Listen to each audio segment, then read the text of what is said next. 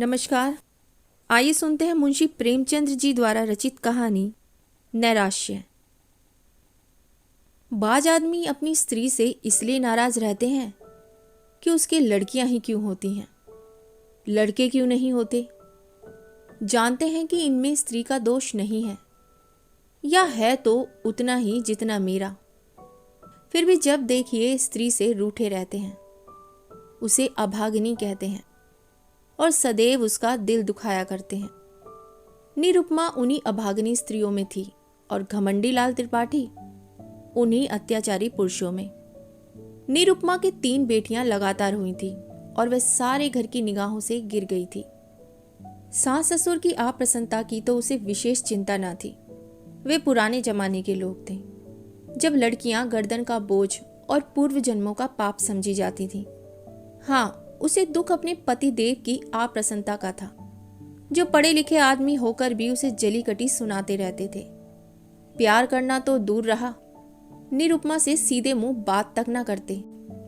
कई कई दिनों तक घर ही में न आते, और आते भी तो कुछ इस तरह खींचे तने हुए रहते कि निरुपमा थर थर कांपती रहती थी, कहीं गरज न उठे।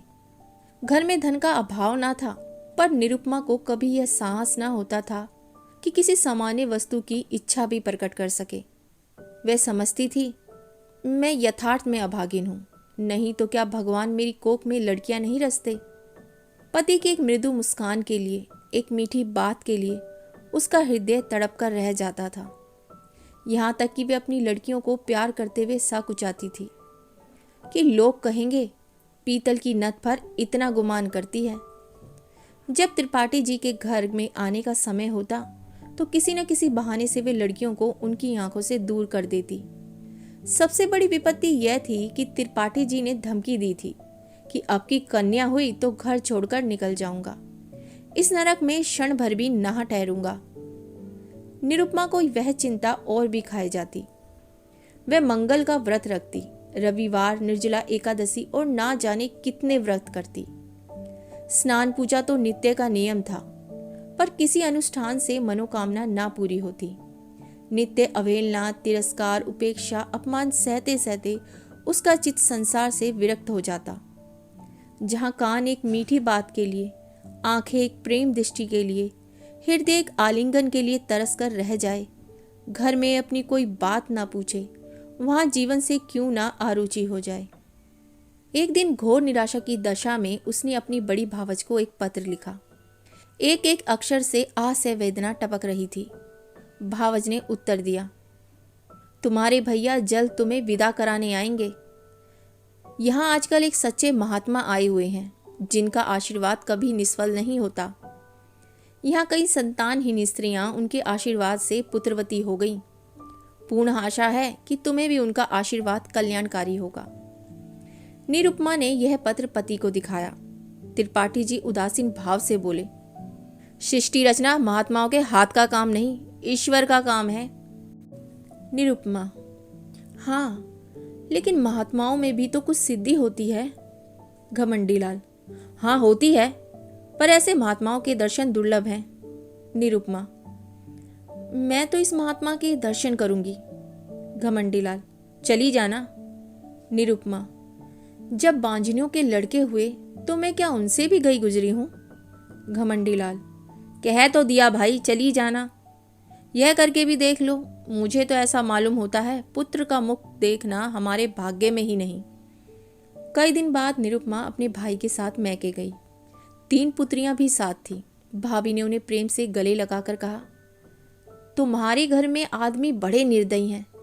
ऐसे गुलाब के फूलों की सी लड़कियां पाकर भी तकदीर को रोते हैं। ये तुम्हें भारी हो तो मुझे दे दो। जब ननंद और भावज दोनों भोजन करके लेटी तो निरुपमा ने पूछा, वह महात्मा कहाँ रहते हैं? भावज, ऐसी जल्दी क्या है, बता दूंगी। निरुपमा, हैं तो नजदीक ना। भावज, बहुत नजदीक, जब कहोगी उन्हें बुला दूंगी। निरुपमा, तो क्या तुम लोगों पर बहुत प्रसन्न है क्या? भावज, दोनों वक्त यहीं भोजन करते हैं, यहीं रहते हैं। निरुपमा, जब घर में ही वैद्य है तो मरे क्यों? आज मुझे उनके दर्शन करा देना। भावज, भेंट क्या दोगी? निरुपमा, मैं किस लायक हूं? भावज, अपनी सबसे छोटी लड़की दे देना। निरुपमा, चलो गाली देती हो? भावज, अच्छा यह ना सही, एक बार उन्हें प्रेम आलिंगन करने देना। निरुपमा, भाभी मुझसे ऐसी हंसी करोगी तो मैं चली जाऊंगी। भावज, वह महात्मा बड़े रसिया हैं। निरुपमा, तो चूल्हे में जाए, कोई दुष्ट होगा? भावज, उनका आशीर्वाद तो इसी शर्त पर मिलेगा, वह और कोई भेंट स्वीकार ही नहीं करते।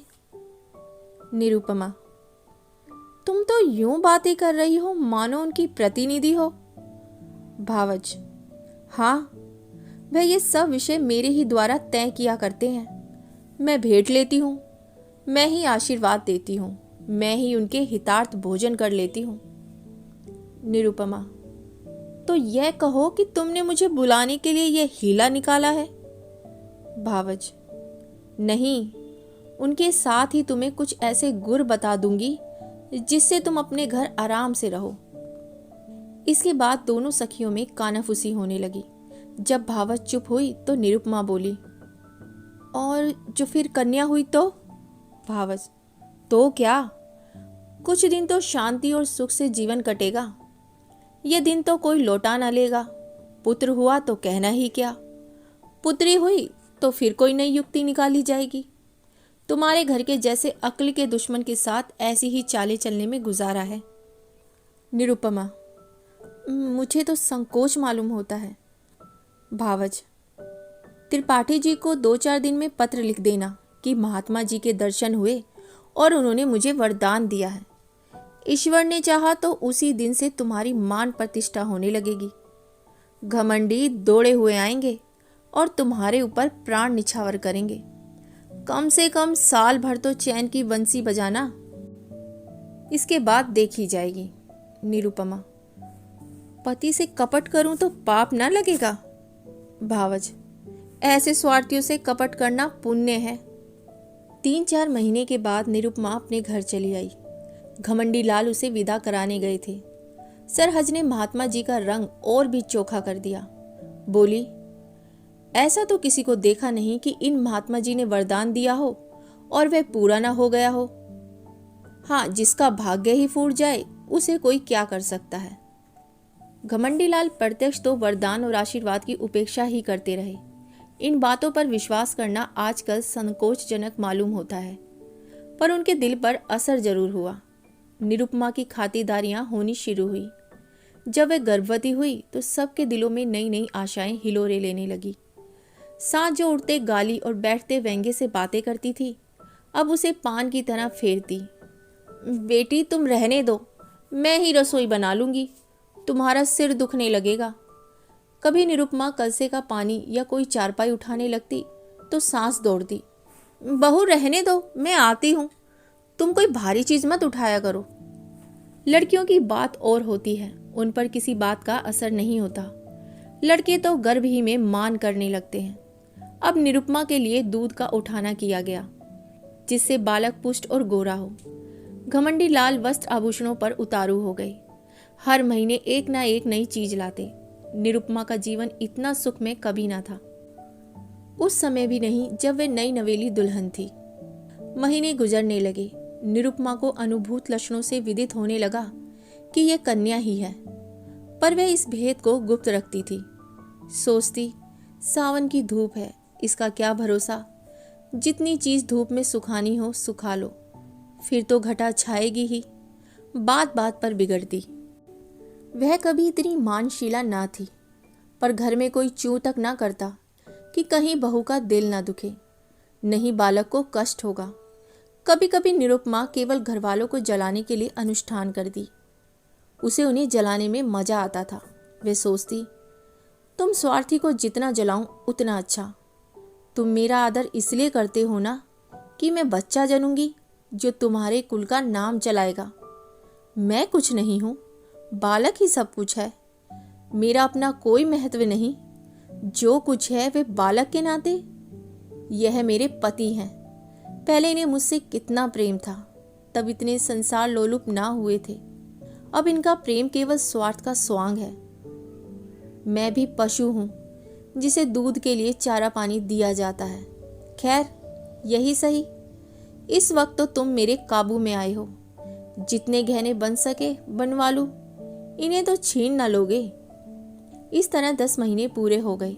निरुपमा की दोनों नंदे ससुराल से बुलाई गईं। बच्चे के लिए पहले ही से सोने के गहने बनवा लिए गए। दूध के लिए एक सुंदर दुधार गाय मोल ली गई। घमंडी लाल उसे हवा खिलाने को एक छोटी सी सेज गाड़ी लाए।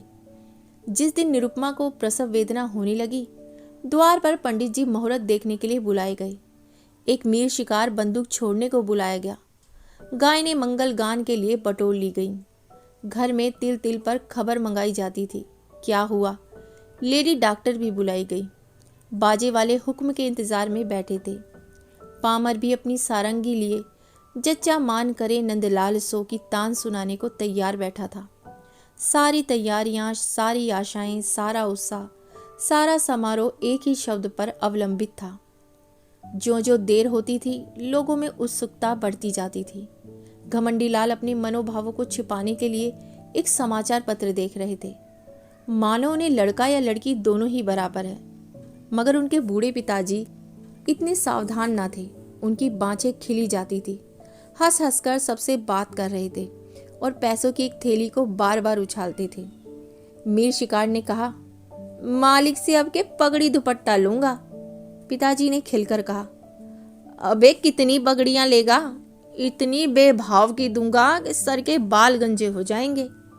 पामर बोला, सरकार से अब की कुछ जीविका लूंगा। पिताजी खिलकर बोले, अबे कितनी खाएगा? खिला खिला कर पेट फाड़ दूंगा। सहसा मैरी घर में से निकली। कुछ घबराई सी थी। वह अभी कुछ बोलने भी ना पाई थी कि मीर शिकार ने बंदूक फैर कर ही तो दी। बंदूक छूटनी थी कि रोशन चौकी की तान भी छिड़ गई। पामर भी कमर कसकर नाचने को खड़ा हो गया। महरी, अरे तुम सबके सब भंग खा गए हो क्या? मीर शिकार, क्या हुआ? महरी, हुआ क्या? लड़की ही तो फिर हुई है। पिताजी, लड़की हुई है? ये कहते कहते वे कमर थामकर बैठ गए, मानो वर्ज गिर पड़ा। घमंडी लाल कमरे से निकल आए और बोले, जाकर लेडी डॉक्टर से तो पूछ, अच्छी तरह देख ले। देखा ना सुना, चल खड़ी हुई। महरी, बाबूजी मैंने तो आंखों देखा है। घमंडी लाल, कन्या ही है। पिता, हमारी तकदीर ही ऐसी है बेटा। जाओ रे सबके सब। तुम सभी के भाग्य में कुछ पाना ही ना लिखा था तो कहां से पाते? भाग जाओ। सैकड़ों रुपयों पर पानी फिर गया। सारी तैयारियां मिट्टी में मिल गई। घमंडी लाल, इस महात्मा से पूछना चाहिए। मैं आज जाकर बच्चा की खबर लेता हूं। पिता, धूर्त हैं धूर्त। घमंडी लाल, मैं सारी धूर्तता निकाल दूंगा। मारे डंडों के खोपड़ी ना तोड़ दूं तो कहिएगा। चांडाल कहीं का। उसके कारण मेरे सैकड़ों रुपए पर पानी फिर गया। ये सेज गाड़ी, ये गाय, ये पलना, ये सोने के गहने किसके सिर पटकूं? ऐसी उसने कितनों को ठगा होगा। एक दफा बच्चा की मरम्मत हो जाती तो ठीक हो जाते। पिताजी, बेटा उसका दोष नहीं, अपने भाग्य का दोष है। घमंडी लाल, उसने क्यों कहा ऐसा नहीं होगा? औरतों से इस पाखंड के लिए कितने ही रुपए ऐंठे होंगे। वे सब उन्हें उगलना पड़ेगा, नहीं तो पुलिस में रपट कर दूंगा। कानून में पाखंड का भी तो दंड है। मैं पहले ही चौंका था कि हो ना हो पाखंडी है, लेकिन मेरी सरहज ने धोखा दिया। नहीं तो मैं ऐसे पाजियों के पंजे में कब आने वाला था। एक ही सुअर है। पिताजी, बेटा सब्र करो सब्र। ईश्वर को जो कुछ मंजूर था वह हुआ। लड़का लड़की दोनों ही ईश्वर की देन है। जहाँ 3 है वहाँ एक और सही। पिता और पुत्र में तो यह बातें होती रहीं। पामर, मीर शिकार आदि ने अपने अपने डंडे संभाले और अपनी राह चले। घर में मातम सा छा गया। लेडी डॉक्टर भी विदा कर दी गई। शोर में जच्चा और दाई के सिवा कोई न रहा। वृद्धा माता तो इतनी हताश हुई कि उसी वक्त अटवास खटवास लेकर पड़ गई। जब बच्चे की बरही हो गई तो घमंडी लाल स्त्री के पास गए और सारोष भाव से बोले, फिर लड़की हो गई? निरुपमा, क्या करूं, मेरा क्या बस। घमंडी लाल, उस पापी धूर्त ने बड़ा चकमा दिया। निरुपमा, अब क्या कहूं, मेरे भाग्य ही में ना होगा, नहीं तो वहां कितनी ही औरतें बाबा जी को रात दिन घेरे रहती थी।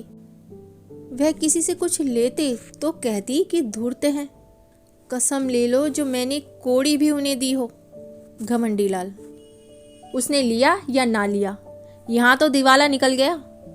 मालूम हो गया तकदीर में पुत्र नहीं लिखा है। कुल का नाम डूबना ही है, तो क्या आज डूबा, क्या 10 साल बाद डूबा। अब कहीं चला जाऊंगा, गृहस्थी में कौन सा सुख रखा है। वे बहुत देर तक खड़े खड़े अपने भाग्य को रोते रहे, पर निरुपमा ने सिर तक न उठाया। निरुपमा के सिर फिर वही विपत्ति आ पड़ी।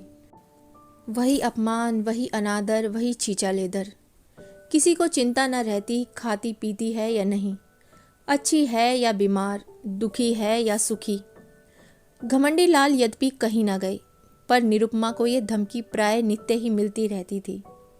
कई महीने यूं ही गुजर गए तो निरुपमा ने फिर भावज को लिखा कि तुमने और भी मुझे विपत्ति में डाल दिया। इससे तो पहले ही भली थी। अब तो कोई बात भी नहीं पूछता कि मरती है या जीती है। अगर यही दशा रही तो स्वामी जी चाहे संन्यास लें या न लें, लेकिन मैं इस संसार को अवश्य त्याग दूंगी। भाभी ये पत्र पाकर परिस्थिति समझ गई। अब कि उसने निरुपमा को बुलाया नहीं, जानती थी कि लोग विदा ही ना करेंगे। पति को लेकर स्वयं आ पहुंची। उसका नाम सुकेशी था। बड़ी मिलनसार, चतुर, विनोदशील स्त्री थी। आते ही आते निरुपमा की गोद में कन्या देखी तो बोली, अरे यह क्या? सास, भाग्य है और क्या। सुकेशी, भाग्य कैसा? इसने महात्मा जी की बातें भुला दी होंगी। ऐसा तो हो ही नहीं सकता कि वह मुंह से जो कुछ कह दे वह ना हो। क्यों जी, तुमने मंगल का व्रत रखा? निरुपमा, बराबर एक व्रत भी न छोड़ा। शुकेशी, 5 ब्राह्मणों को मंगल के दिन भोजन कराती रही। निरुपमा, यह तो उन्होंने नहीं कहा था।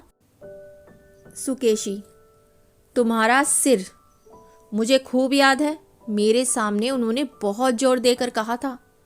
तुमने सोचा होगा ब्राह्मणों को भोजन कराने से क्या होता है। यह ना समझा कि कोई अनुष्ठान सफल नहीं होता जब तक विधिवत उसका पालन न किया जाए। सास, इसने कभी इसकी चर्चा ही नहीं की। नहीं, 5 क्या 10 ब्राह्मणों को जिमा देती। तुम्हारे धर्म से कुछ कमी नहीं है। सुकेशी, कोई नहीं, भूल हो गई और क्या। रानी, बेटे का मुंह यूं देखना नसीब नहीं होता। बड़े बड़े जप तप करने पड़ते हैं। तुम मंगल के एक व्रत ही से घबरा गई। सास, अभागनी है और क्या। घमंडी लाल, ऐसी कौन सी बड़ी बात थी जो याद ना रही। वह खुद हम लोगों को जलाना चाहती है। सास, वही तो कहूं कि महात्मा की बात कैसे निष्फल हुई। यहाँ 7 वर्षों तक तुलसी माई को दिया चढ़ाया, जब जाके बच्चे का जन्म हुआ। घमंडी लाल, इन्होंने समझा था दाल भात का कोर है। सुकेशी, खैर अब जो हुआ सो हुआ। कल मंगल है, फिर व्रत रखो। अब की 7 ब्राह्मणों को जिमाओ, देखें कैसे महात्मा जी की बात नहीं पूरी होती। घमंडी लाल, व्यर्थ है, इनके किए कुछ ना होगा। सुकेशी, बाबूजी, आप विद्वान समझदार होकर इतना दिल छोटा करते हैं। अभी आपकी उम्र ही क्या है, कितने पुत्र लीजिएगा। ना को दम ना हो जाए तो कहिएगा। सास, बेटी, दूध पूछ से भी किसी का मन भरा है। सुकेशी, ईश्वर ने चाहा तो आप लोगों का मन भर जाएगा, मेरा तो भर गया। घमंडी लाल, सुनती हो महारानी, अब की कोई गोलमाल मत करना। अपनी भाभी से सब ब्यौरा अच्छी तरह पूछ लेना। सुकेशी, आप निश्चिंत रहे, मैं याद करा दूंगी। क्या भोजन करना होगा, कैसे रहना होगा, कैसे स्नान करना होगा, ये सब लिखा दूंगी। और अम्मा जी, आज के 18 मास बाद आपसे कोई भारी इनाम लूंगी। सुकेशी 1 सप्ताह यहाँ रही और निरुपमा को खूब लिखा पढ़ाकर चली गई। निरुपमा का इकबाल फिर चमका। घमंडी लाल अब के इतने आश्वासित हुए कि भविष्य ने भूत को भुला दिया। निरुपमा फिर बांदी से रानी हुई। सांस फिर उसे पान की भांति फेरने लगी। लोग उसका मुंह जोने लगे। दिन गुजरने लगे। निरुपमा कभी कहती, अम्मा जी, आज मैंने स्वप्न में देखा कि एक वृद्धा स्त्री ने आकर मुझे पुकारा और एक नारियल देकर बोली, यह तुम्हें दिए देती हूँ। कभी कहती, अम्मा जी, अब की ना जाने क्यों मेरे दिल में बड़ी बड़ी उमंगें पैदा हो रही हैं। जी चाहता है खूब गाना सुनूं, नदी में खूब स्नान करूं। हरदम नशा सा छाया रहता है। सांस सुनकर मुस्कुराती और कहती, बहू, ये शुभ लक्षण है। निरुपमा चुपके चुपके जामुन मंगाकर खाती और अपने असल नेत्रों से ताकती हुई घमंडी लाल से पूछती, मेरी आंखें लाल हैं क्या? घमंडी लाल खुश होकर कहते, मालूम होता है नशा चढ़ा हुआ है, ये शुभ लक्षण है। निरुपमा को सुगंधों से कभी इतना प्रेम न था। फूलों के गजरों पे अब वह जान देती थी। घमंडी लाल अब नित्य सोते समय उसे महाभारत की वीर कथाएं पढ़कर सुनाते। कभी गुरु गोविंद सिंह की कीर्ति का वर्णन करते। अभिमन्यु की कथा से निरुपमा का बड़ा प्रेम था। पिता अपने आने वाले पुत्र को वीर संस्कारों से परिपूरित कर देना चाहता था। एक दिन निरुपमा ने पति से कहा, नाम क्या रखोगे? घमंडी लाल, यह तो तुमने खूब सोचा, मुझे तो उसका ध्यान ही न रहा। ऐसा नाम होना चाहिए जिससे शौर्य और तेज टपके। सोचो कोई नाम। दोनों प्राणी नामों की व्याख्या करने लगते। जोरावर लाल से लेकर हरिश्चंद्र तक सभी नाम गिनाए गए, पर उस असामान्य बालक के लिए कोई नाम न मिला। अंत में पति ने कहा, तेग बहादुर नाम कैसा है? निरुपमा, बस बस यही नाम मुझे पसंद है। घमंडी लाल, नाम तो बढ़िया है। तेग बहादुर की कीर्ति सुन ही चुकी हो। नाम का आदमी पर बड़ा असर होता है। निरुपमा, नाम ही तो सब कुछ है। दमड़ी, छोकरी, घुरहू, कतवारू, जिसके नाम देखें उसी पे यथा नाम तथा गुण ही पाया। हमारे बच्चे का नाम होगा तेग बहादुर। प्रसव काल आ पहुंचा। निरुपमा को मालूम था कि क्या होने वाला है, लेकिन बाहर मंगलाचरण का पूरा सामान था। अब की किसी को लेश मात्र भी संदेह न था। नाच गाने का प्रबंध भी किया गया था। एक शामियाना खड़ा किया गया था और मित्रगण उसमें बैठे खुश गप्पियां मार रहे थे। हलवाई कड़ा से पूरियां और मिठाइयां निकाल रहा था। कई बोरे अनाज के रखे हुए थे कि शुभ समाचार पाते ही भिक्षुओं को बांटे जाएं। एक क्षण का भी विलंब न हो, इसलिए बोरों के मुंह खोल दिए गए थे। लेकिन निरुपमा का दिल प्रतिक्षण बैठा जाता था। अब क्या होगा? 3 साल किसी तरह कौशल से कट गए और मजे से कट गए। लेकिन अब विपत्ति सिर पर मंडरा रही है। हाय, कितनी परवशता है। निरपराध होने पर भी यह दंड। अगर भगवान की इच्छा है कि मेरे गर्भ से कोई पुत्र ना जन्म ले तो मेरा क्या दोष? लेकिन कौन सुनता है?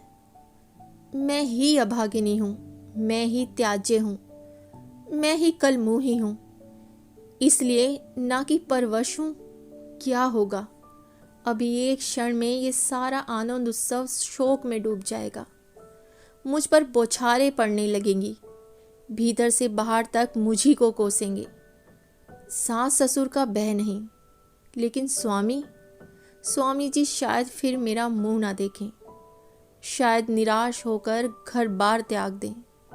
चारों तरफ अमंगल ही अमंगल है। मैं अपने घर की, अपनी संतान की दुर्दशा देखने के लिए क्यों जीवित हूं? कौशल बहुत हो चुका, अब उससे कोई आशा नहीं। मेरे दिल में कैसे कैसे अरमान थे, अपनी प्यारी बच्चियों का लालन पालन करती, उन्हें ब्याहती, उनके बच्चों को देखकर सुखी होती। पर ये सब अरमान खाक में मिले जाते हैं। भगवान, तुम ही अब इनके पिता हो, तुम ही इनके रक्षक हो। मैं तो अब जाती हूँ, लेडी डॉक्टर ने कहा। वेल, फिर लड़की है। भीतर बाहर कोहराम मच गया, पिट्टस पड़ गई। घमंडी लाल ने कहा, जहन्नुम में जाए ऐसी जिंदगी, मौत भी नहीं आ जाती। उनके पिता भी बोले, अभागनी है, अभागनी, वज्र अभागनी। भिक्षुओं ने कहा, रो अपनी तकदीर को, हम कोई दूसरा द्वार देखते हैं।